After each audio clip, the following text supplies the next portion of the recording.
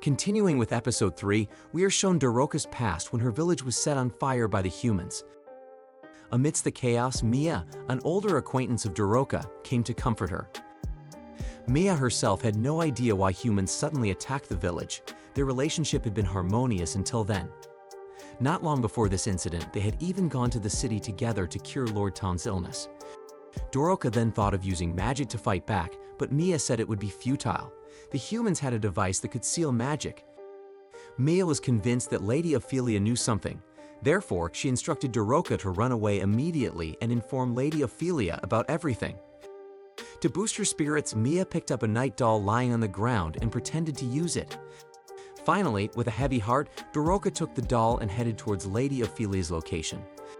Fortunately, Mia let Doroka leave just in time before the humans arrived to capture Mia again. In the present time, Doroka appeared to be on the brink of death after being shot by a sniper. Adonis hoped that Doroka could still survive because she was the one who knew how to resurrect Chloe. In that moment, Doroka revealed something that left Adonis confused about what to do. Suddenly, more troops arrived. Reluctantly, Adonis had to evade and let Doroka get shot. Adonis then used his magic again. The troops kept firing in panic, but all their shots were stopped and none hit Adonis. Even the halted bullets were redirected and fired back at the troops. A sniper on top of a building waited for an opportunity to shoot again. When Adonis was in their sights, the sniper took a shot. However, Adonis seemed completely unharmed. The sniper's bullet was successfully stopped, reversed, and multiplied several times. The sniper could only resign to their unfortunate fate. Adonis felt that the humans were foolish to believe they could win against magic. Adonis wouldn't allow the humans to live peacefully after killing Chloe. From the central office, the head of the security bureau could only watch his troops being massacred. However, he still held hope for Yuki, who was assigned to activate the magic photon inhibitor device. Meanwhile, Yuki finally reached the underground chamber where the device was located. There, she encountered a person in charge who had anticipated that the security bureau would come here. He was the head of the science bureau, Theta Samantha.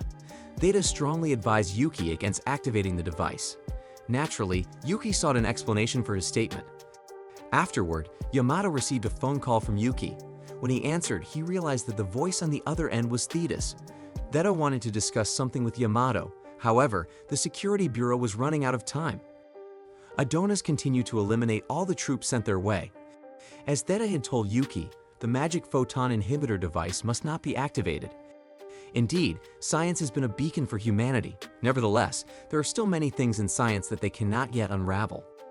One of these mysteries is the mysterious particles emitted by the magic photon inhibitor device. Theta inquired if Yamato knew about the syndrome of cell function loss. Yamato was aware that many soldiers experienced this condition during the witch hunts 10 years ago. There were likely several factors, but the exact cause remained uncertain. However, the Science Bureau believed that the mysterious particles were the root cause. The magic photon inhibitor device would destroy the body's cells. Yamato, as the new head of the Security Bureau, was only now learning about this information. Understandably, the news about this had been kept concealed. Ironically, in this world, there were no longer any witches who could mend nature. The atmosphere capable of purifying these hazardous particles had disappeared. It could be said that humanity had lost the gift of nature. If people were exposed to these particles, their bodies would disintegrate. Who had been fighting for humanity and standing continuously in front of the magic photon inhibitor device. Yamato should be aware of Emperor Goth's current state. In other words, his illness was caused by these mysterious particles. In the midst of Yamato's conversation with Theta, Adonis continued to eliminate all incoming troops. Yamato felt confused about what to do. On the other hand, Yuki, despite being warned about the danger of the device, remained undeterred and attempted to activate it. She cared little about the illness or anything else. All she knew was that there was a magical threat right before her eyes. Furthermore, her sibling had entrusted this task to her. Observing the situation, Theta instructed everyone in the room to evacuate. Meanwhile, Theta herself tried to stop Yuki. Yuki still paid no heed to Theta's warnings and eventually activated the device. Subsequently, Adonis, who had been using magic all along, suddenly found that his magic was no longer functioning.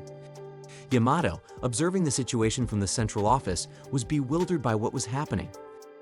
Theta had already stated that the magic photon inhibitor device should not have been activated.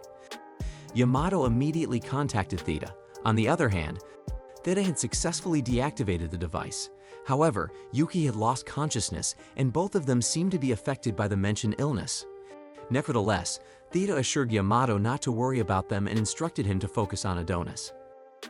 Seeing an opportunity, the Security Bureau promptly launched an ambush. A female soldier stepped forward alone to eliminate Adonis. She held deep resentment towards Adonis for daring to destroy the country. At that very moment, the rooftop of a building beside them collapsed between them and other soldiers. Unfazed, the female soldier remained determined to finish off Adonis. In that moment, Adonis appeared to have accepted his fate. This way, he could join Chloe as well.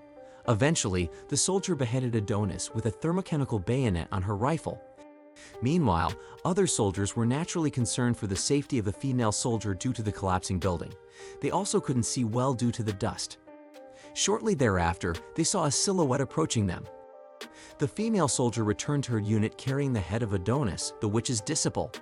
They cheered for their victory. The unit at the central office also rejoiced over this triumph. Yamato, too, felt relieved when he saw this. However, he still had the duty of assisting the affected citizens of this battle. Additionally, Adonis' body would be taken for further examination. Then, Yamato instructed his subordinates to check on the conditions of Theta and Yuki.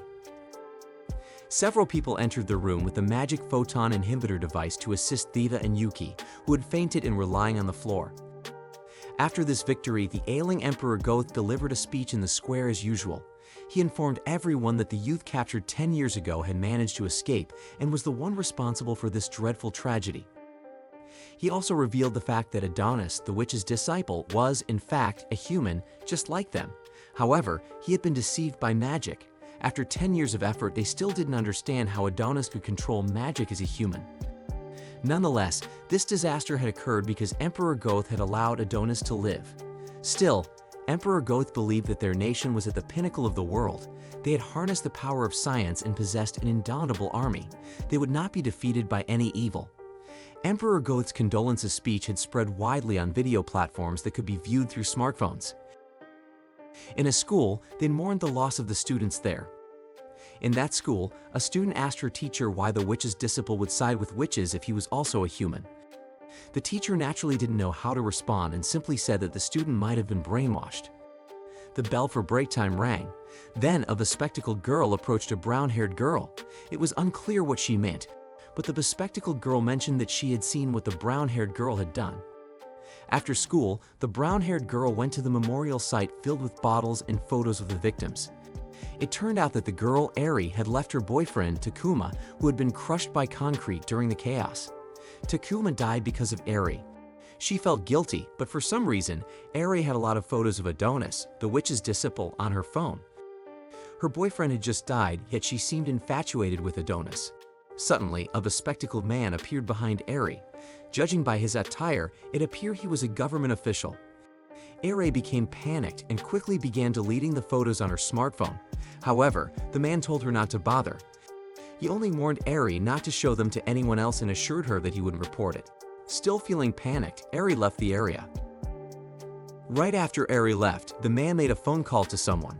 He reported the presence of a high school girl infatuated with a terrorist. He requested that the person he called apprehend the girl. Suddenly, a soldier approached the man. Apparently, the man was named Oz, and he was the head of the Intelligence Bureau. They were patrolling various disaster sites. The person he had called earlier was a girl named Charmy. Charmy was a technology expert who often teased Oz. In truth, Charmy had long submitted a transfer request, but Oz had never approved it. If this continued, Charmy would be forced to report Oz to the Labor Bureau. Why not? Charmy liked to assign overtime work and belittle her subordinates. It seemed that only the unit led by Oz had such a toxic environment. By the way, Charmy had something to report. She had just released the results of an analysis that was bad news. Charmy would provide the details when Oz returned to the office, but the bottom line was that the witch's disciple's body turned out to be fake.